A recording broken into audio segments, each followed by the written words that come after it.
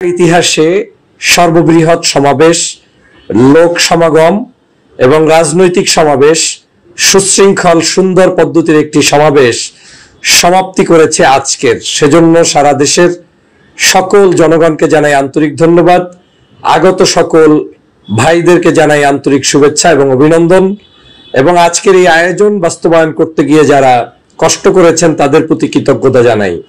শুরুতেই যে ইনফরমেশনটি শেয়ার করতে চাই সেটা হচ্ছে ডাক্তার শফিকুর রহমান সাহেব, যিনি জামাতের আমির হিসেবে দায়িত্ব পালন করছেন। ওনার একটি ভিডিও আপনারা দেখেছেন যে বক্তব্য রাখা অবস্থায় তিনি পড়ে গিয়েছিলেন, লুটে পড়েছিলেন, দুইবার ট্রাই করেছেন, দুইবারই পড়ে গিয়েছেন। পরবর্তীতে তিনি তার ঐকান্তিক প্রচেষ্টায় আল্লাহর রহমতে তিনি বক্তব্য রেখেছেন। বসে বসে সেটা আরো বেশি জনগণকে আন্দোলিত করেছে, উদ্বুদ্ধ করেছে যে একজন বয়োজ্যেষ্ঠ মানুষ, তিনি অসুস্থ অবস্থায়ও জাতিকে ছেড়ে যাননি, মঞ্চ থেকে পালিয়ে যাননি, কিংবা অসুস্থ অবস্থায়ও চিকিৎসার কথা না ভেবে তিনি সেখানে বক্তব্য রেখে গিয়েছেন। আমি সেজন্য দেশবাসীর পাশাপাশি আমার ব্যক্তিগত তরফ থেকেও তার প্রতি কৃতজ্ঞতা ধন্যবাদ জানাই।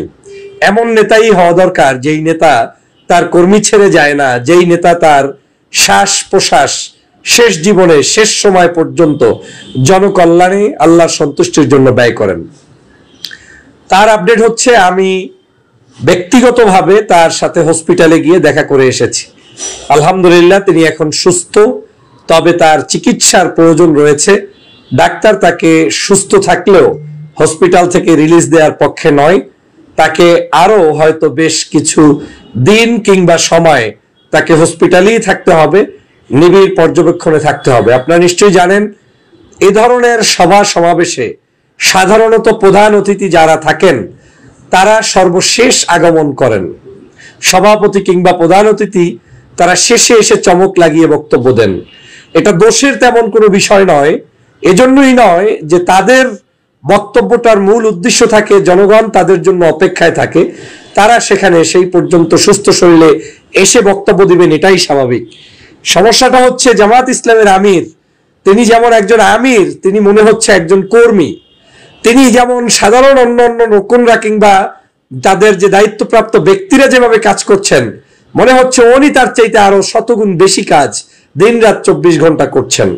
এ কারণেই আমার মনে হয় তিনি অসুস্থ হয়ে পড়েছেন। রোদ বৃষ্টি উপেক্ষা করে তারপরে তার শারীরিক এই বয়স্ক অবস্থায়ও তিনি হয়তো নির্ঘুম কাটিয়েছেন।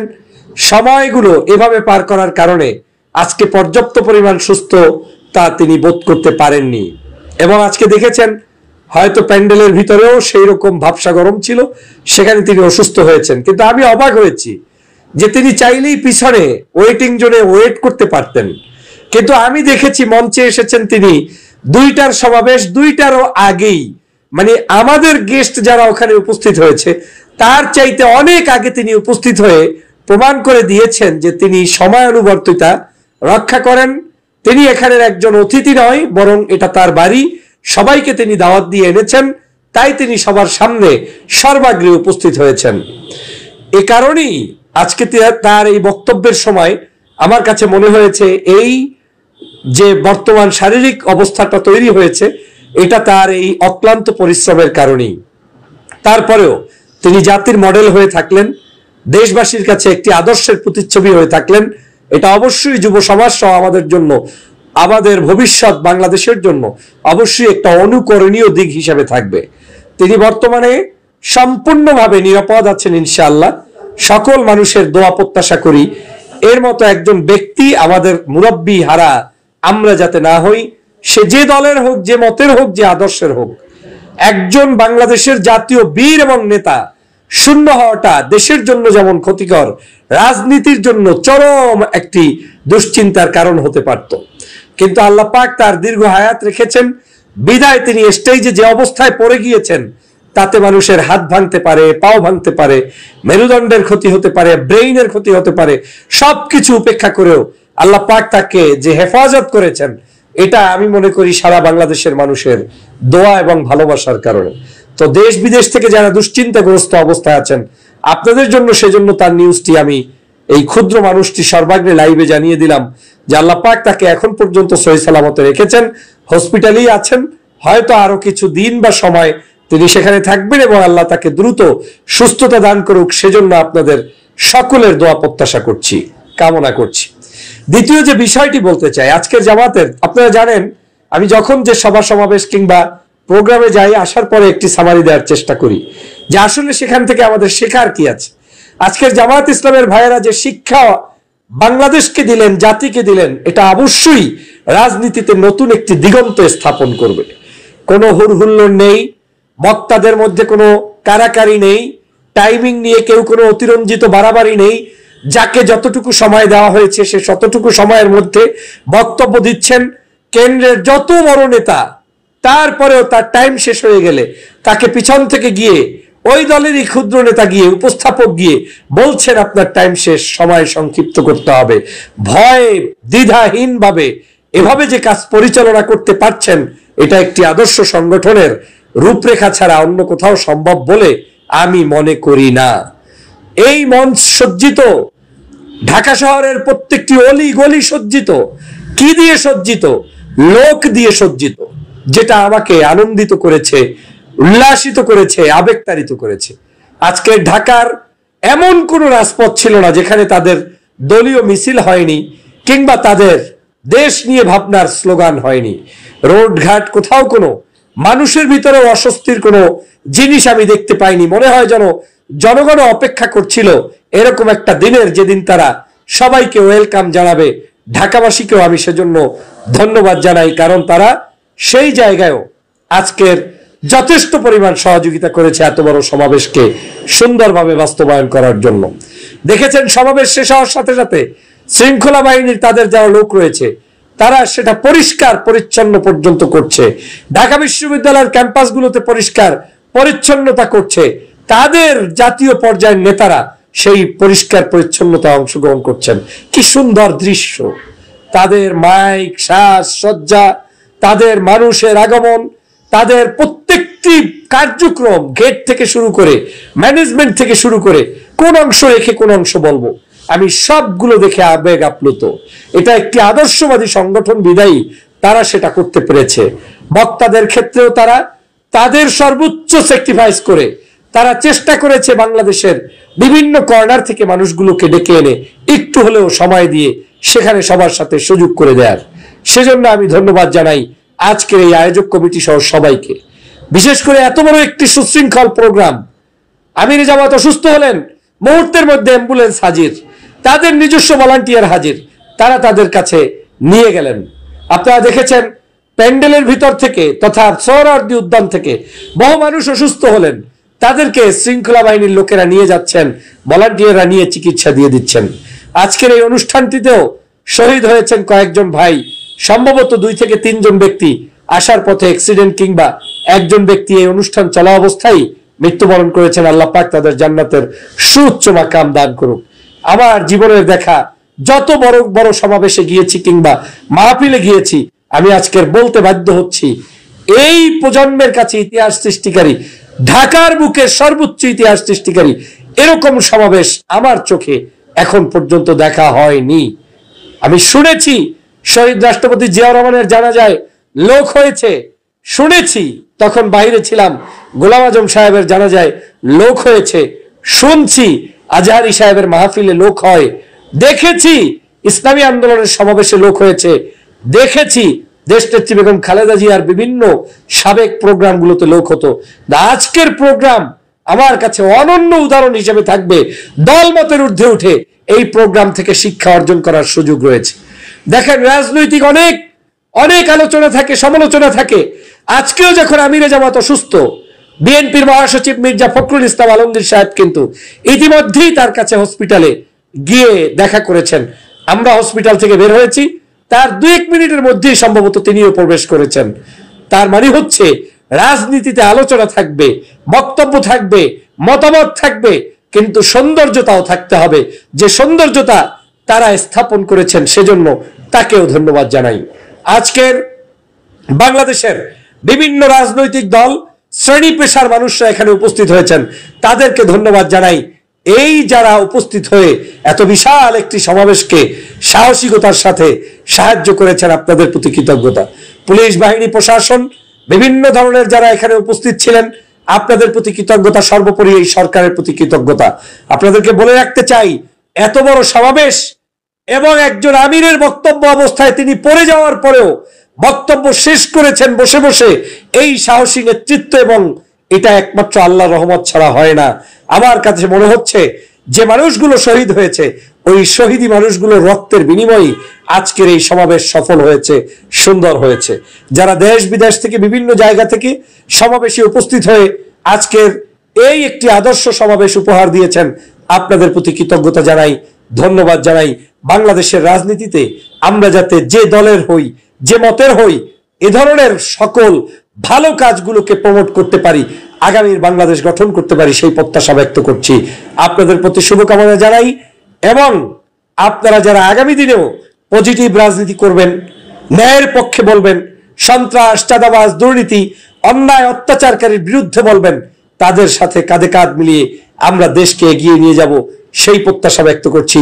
আগামীর বাংলাদেশ হবে বৈষম্যহীন একটি সুন্দর বাংলাদেশ, আগামীর বাংলাদেশ হবে ইসলামের বাংলাদেশ, আগামীর বাংলাদেশ হবে কলেমার বাংলাদেশ, আগামীর বাংলাদেশ হবে সমগ্র মানুষের চিন্তা চেতনার আলোকে একটি সুন্দর বাংলাদেশ। সেই প্রত্যাশা ব্যক্ত করে আমার বক্তব্য শেষ করছি। সবাই ভালো থাকবেন, সুস্থ থাকবেন। আল্লাহ হাফেজ। আসসালামু আলাইকুম ওয়া রাহমাতুল্লাহি ওয়া বারাকাতুহু। মাহফিলে এসে যে অভিজ্ঞতা হয়েছে সে বিষয়ে আপনাদেরকে শেয়ার করতে চাই। বর্তমান প্রজন্মের তরুণরা, বর্তমান প্রজন্মের ইয়াং স্টাররা এই মুহূর্তে চরমভাবে ইসলামের দিকে ধাবিত হচ্ছে, ধর্মীয় বিষয়গুলোর প্রতি আকৃষ্ট হচ্ছে, ধর্মীয় যে কোনো সভা সমাবেশগুলোতে তাদেরকে হৃদয় টানছে এবং তারা সেখানে উপস্থিত হওয়ার চেষ্টা করছে। বিশেষ করে যারা তরুণদের মন বুঝে তাদের হৃদয়ের খোরাক যোগাতে পারছেন, তাদের প্রতি চরমভাবে তারা আকৃষ্ট হয়ে দিন রাত কষ্ট সহ্য করেও এই তাফসির মাহফিলগুলো সফল করছে। যশোরের তাফসির মাহফিল একটি অনন্য উদাহরণ। আকিজ গ্রুপের পক্ষ থেকে এই মাহফিলটি প্রতি বছরই সংগঠিত হতো, তাদের আরো দু একটি লোকেশন আছে সেই জায়গায়। এইবার প্রথম যশোরের তাদের প্রতিষ্ঠানটি আদ্দিন যে মেডিকেল রয়েছে সেখানে অনুষ্ঠিত হয়েছে। আমরা যদিও একেবারেই মাগরিবের নামাজের আগে আসতে পেরেছি, আল্লাহর শুকরিয়া আদায় করছি যে আমি ভলান্টিয়ার এবং পুলিশ ভাইদের সহযোগিতা নিয়ে স্টেজে পৌঁছতে পেরেছি, কিন্তু আমি পৌঁছানোর আধা ঘন্টার মধ্যেই এরকম নিউজও শুনতে হয়েছে যে মানুষ পদদলিত হয়েছে। তাহলে কি পরিমাণ মানুষ হয়েছে এবং কি পরিমাণ মানুষ হলে মানুষ পদদলিত হয় সেটা নিশ্চয়ই আপনারা অনুভব করতে পারছেন। আমি প্রথমেই দুঃখ প্রকাশ করছি যেই সকল ভাইয়েরা পদদলিত হয়েছেন, আল্লাহ তাদেরকে দ্রুত সুস্থতা দান করুক, এবং আগামীর মাহফিলগুলোতে এই ধরনের ভিড়াভিড়ি না করে আপনারা অন্য সকল ঘেট ব্যবহার করে যাতে মাহফিলগুলোতে ঢুকতে পারেন, সেই জায়গায় আমি সকল দেশবাসীকে অনুরোধ জানাবো। আজহারি ভাইয়ের মাহফিলগুলোতে এসে যেটা অনুভব করলাম, এই মাহফিলগুলো এখন আর মাহফিলের পরিবেশ আর নেই, কারণ এত মানুষ, এত কোরআন প্রেমী, এত ভালোবাসা, এটা আসলে সচক্ষে কেউ না দেখলে বোঝানো সম্ভব নয়।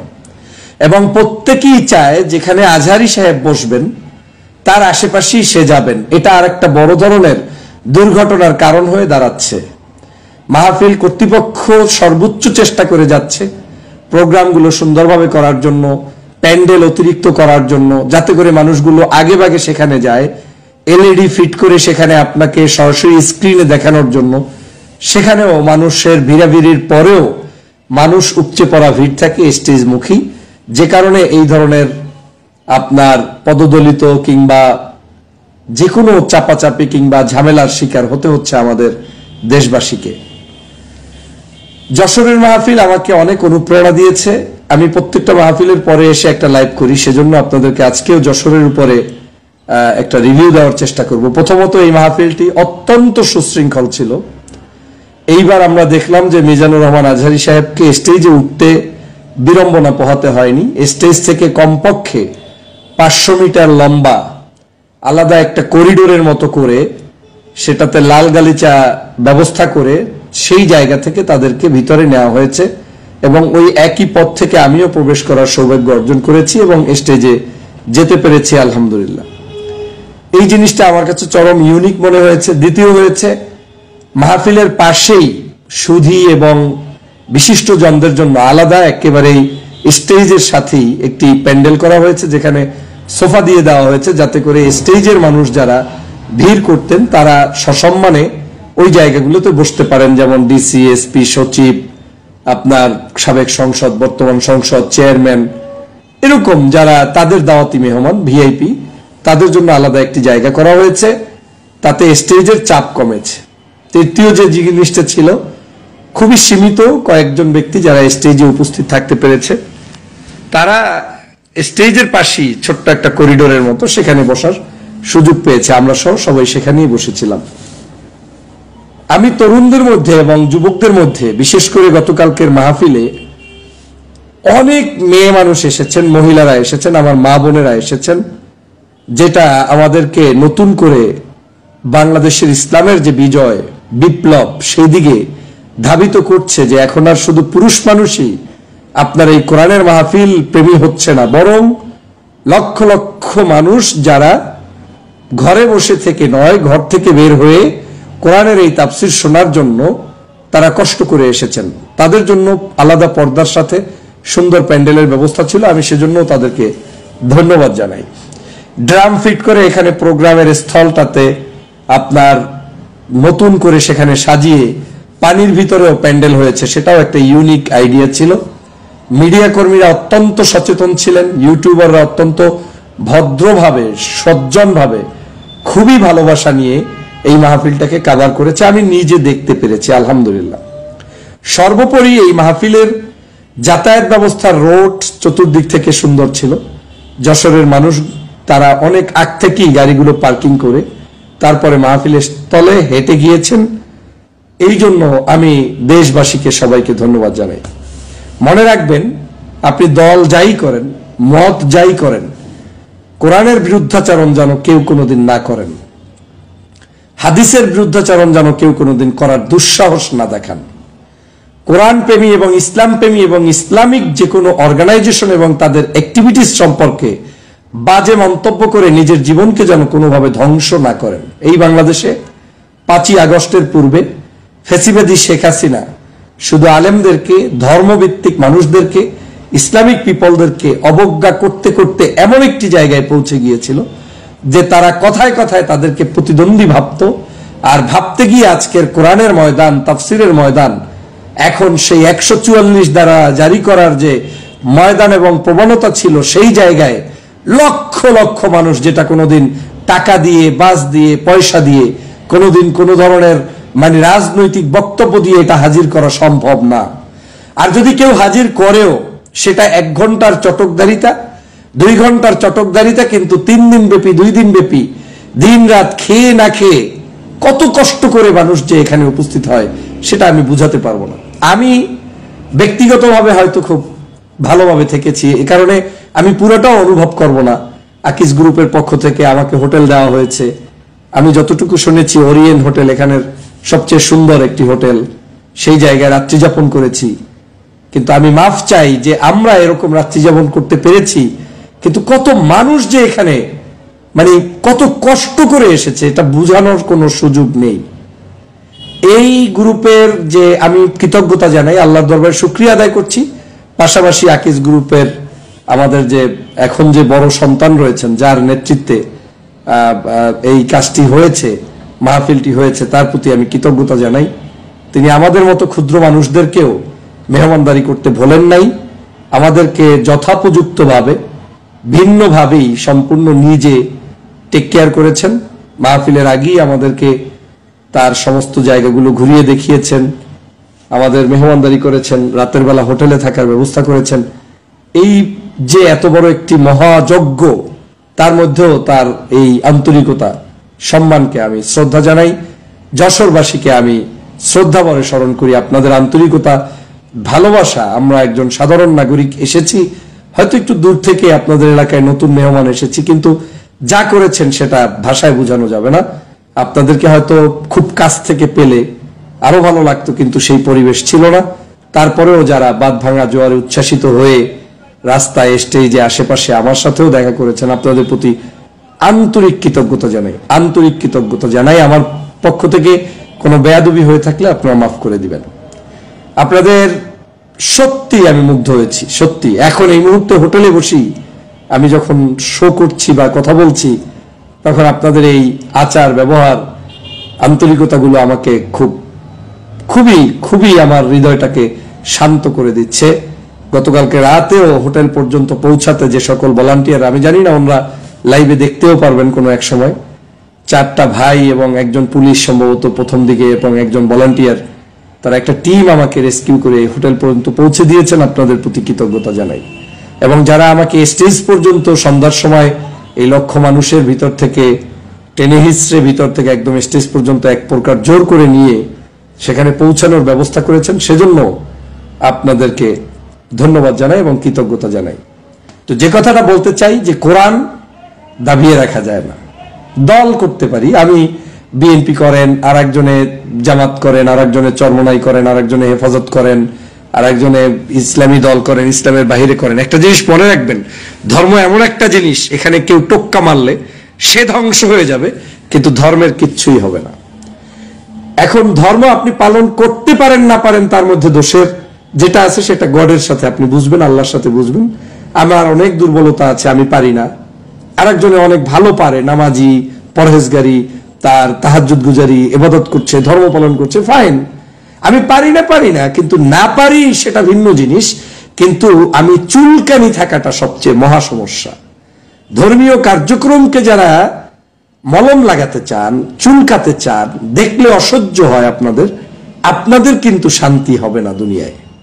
যারা ধর্মবিদ্বেষী হয়েছে, বাংলাদেশে একজন মানুষের নজির দেখাতে পারবেন না যারা সম্মান নিয়ে কোনো জায়গায় বিদায় নিতে পেরেছে, চাকরি করতে পেরেছে, রাজনীতি করতে পেরেছে, কিংবা সামাজিক স্ট্যাটাসে তিনি বড় কোনো জায়গায় যেতে পেরেছে। বলেন একটা মানুষের নাম যদি দিতে পারেন, আমি জীবনে টকশোতে বা কিংবা কোনো আলোচনায় আসবো না।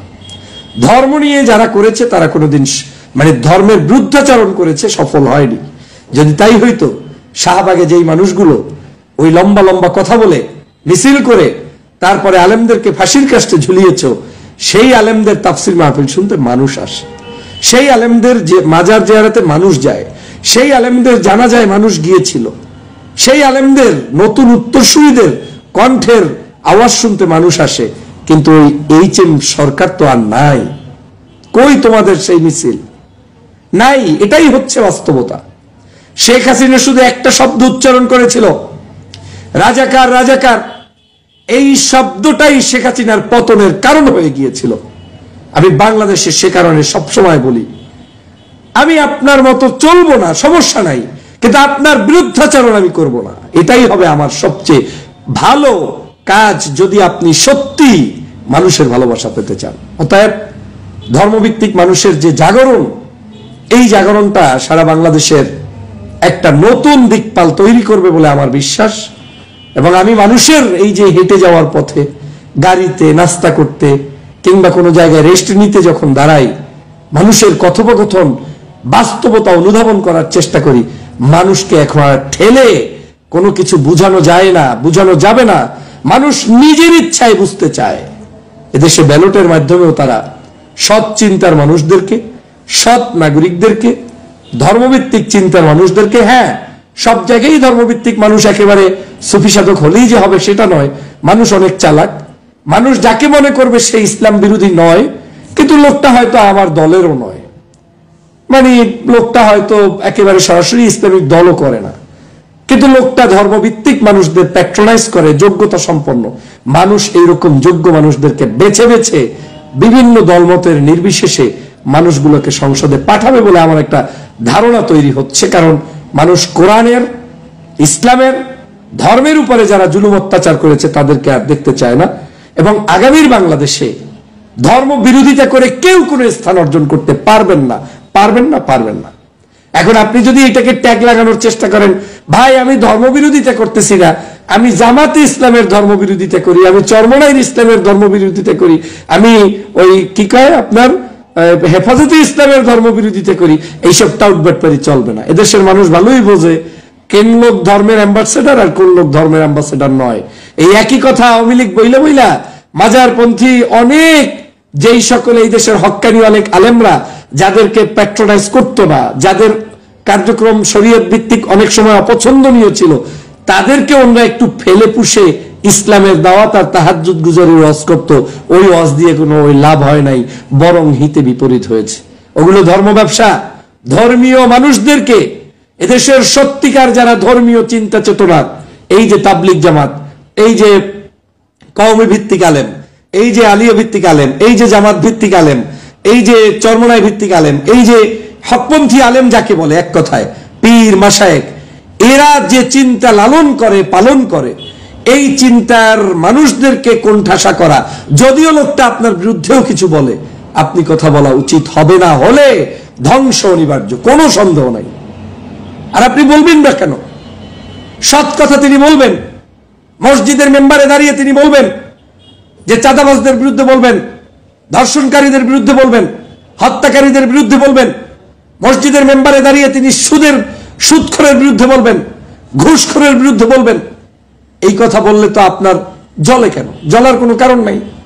আপনি যদি এই অপরাধী না হন তাহলে জ্বলবেন কেন? আপনি আরো খুশি হবেন, ভালো কথা। আমি তো এই পরামর্শই রাজনৈতিক দলগুলোতে দেই। বাংলাদেশের যত বড় বড় দল আছেন, টাউট বাটপার দিয়ে দল সাজালে লাভ নাই। দলের নাম বিএনপি থাকতে পারে, দলের ক্যান্ডিডেট গুলোর চরিত্র এমন মানুষ সেট করেন যাতে দেখলে জামাত ইসলামের প্রার্থীর চাইতেও ভালো মনে হয়, তাইলেই তো আপনার সংস্কার হয়ে যায়। আপনার দলের নাম হতে পারে জামাত ইসলাম, কিন্তু লোকটা দুষ্ট টাউট বাটপার, তারে নমিনেশন দিয়েন না। পারলে এমন একজন যোগ্যতা সম্পন্ন মানুষকে দেন, যে লোকটা সত্যিকার ধর্মের এবং কর্মের সৎ চিন্তার, তাকে দিবেন। দেখবেন মানুষ আপনার এই জামাত ইসলামকে অ্যাকসেপ্ট করবে। আপনার দলের নাম চরমনাইর পীর, ভালো মানুষদেরকে দেন। আমি এই কথাগুলো সামগ্রিক সকল দলের পক্ষের জন্যই বলছি। দলের মধ্যে দলের নাম পরিবর্তনের দরকার নেই। দল আপনার যেটাই থাকুক, এই দলের মধ্যে যদি ব্যক্তিদেরকে, আদর্শিক মানুষদেরকে দিতে পারেন, জনগণ আপনাদেরকে পছন্দ করবে, ভালোবাসবে এবং আপনারাই নেতৃত্ব দিবেন। কিন্তু গা ঠেলে স্রোতের বিপরীতে কোনো কার্যক্রম করলে সেটা কখনোই টিকবে না। তার প্রমাণ যশোরের মাহফিল। এই যশোর কত লম্ফা জম্ফা শুনেছি, এই যশোরে আওয়ামী লীগের কত আস্ফলন আমরা দেখেছি, কিন্তু আজ কিছুই নাই, কিছুই নাই। অতএব প্রিয় বন্ধুরা আমার, এই মাহফিল এবং আগামী দিনের শুধু আজহারি ভাই নয়, সারা বাংলাদেশে যতগুলো ইসলামিক স্কলারদের দ্বীনি মারকাজের মাহফিল হবে, প্রোগ্রাম হবে, আপনারা দলমত নির্বিশেষে সেগুলোতে সমর্থন করবেন। তাতে আপনার ইজ্জত যাবে না, ইজ্জত বাড়বে। আপনি হীনমন্য থাকবেন না। একজন কওমি আলেমেরও মাহফিল দেখলে আপনার হাতে সময় থাকলে যাবেন, কথা বলবেন, মিট করবেন, নামাজ পড়ে আসবেন। সময় না থাকলে 5 মিনিট সময় দিবেন। এটাও আপনার জন্য আপনাকে বড় করবে। আমরা কত সময় তো নষ্ট করি। আমি পারি না, কিন্তু কষ্ট করে যখন মনে করি যে অন্তত 2-1টা জায়গায় যাই, চেষ্টা করি। আপনাদের পক্ষ থেকেও আমার আহ্বান থাকবে, আপনারা আপনাদের জায়গায়, প্রত্যেকটি জায়গায়, ধর্মীয় জায়গাগুলোতে কোনো কুণ্ঠাবোধ করবেন না, কোনো সংকীর্ণতা দেখাবেন না। আপনার চোখের সামনে আলেমরা আপনার বিরুদ্ধে কথা বলবে, তাও মুখ বুজে সহ্য করার মানসিকতা থাকলে আপনি সফল হবেন। এই কাজ যদি করতে পারেন, আগামীর বাংলাদেশ ইসলামের বাংলাদেশ, আগামীর বাংলাদেশ আপনার বাংলাদেশ, আগামীর বাংলাদেশ একটি সুষ্ঠু সুন্দর ধারার, চোর ডাকাত হানাহানি মুক্ত, রাহাজানি মুক্ত একটি আদর্শ বাংলাদেশ। প্রিয় সহযোদ্ধা ভাইরা, যারা আমার যশোরবাসী, আমি যাদের ভালোবাসায় সিক্ত হয়েছে, আপনাদের প্রতি কৃতজ্ঞতা জানাই। আর সর্বোপরি আবারও আমি আকিস গ্রুপের সম্মানিত যে এখন দায়িত্বে আছেন এই স্যার, আমাকে যে সম্মান জানিয়েছেন আমি ভাবতেও পারি নাই। আমি এসেছি নিজ দায়িত্বে, উনি আমাকে কোলাকুলি করে জড়িয়ে ধরে আমার টক শো, বিভিন্ন আলোচনা এগুলো শুনে জেনে আমাকে পরামর্শ দিয়ে ধন্য করেছেন। ওনার বাসায় নিয়ে ওই জায়গায় উপস্থিত আপ্যায়ন করেছেন, হোটেল ঠিক করে রেখেছেন, এবং যারা আমাকে এই 2 দিন পর্যন্ত, গতকালকে রাত থেকে আজ পর্যন্ত সময় দিয়েছেন, আপনাদের সকলের প্রতি কৃতজ্ঞতা। বিভিন্ন জায়গার বন্ধুরা আশা করেন যে সকল জায়গায় যাতে আমি আপনাদেরকে অন্তত দেখতে আসি। যদি আমার হাতে সময় থাকে তাহলে আমি বিভাগীয় এই শহরগুলোতে অন্তত আজহারিবের যে মাহফিলগুলো, সেগুলোতে আসার সর্বোচ্চ চেষ্টা করব। যদি কোনোটা মিস করি মনে করবেন না যে ওই অঞ্চলকে পছন্দ করি কিংবা করি না। আপনাদের সবার প্রতি ভালোবাসা, শুভকামনা। সময়ের উপর নির্ভর করবে কোন মাহফিলে আসবো এবং আসবো না। আপনারা সবাই ভালো থাকবেন, আমার জন্য দোয়া করবেন। আল্লাহ পাক আমাদের সবাইকে এই সত্যিকার দ্বীনের পথে ভালো কাজে অংশগ্রহণ অথবা সমর্থন অথবা এদের কাজ চোখে দেখে সহ্য করার মতো তৌফিক দান করুক। আমিন। আল্লাহ হাফেজ। আসসালামু আলাইকুম ওয়া রাহমাতুল্লাহি ওয়া বারাকাতুহু।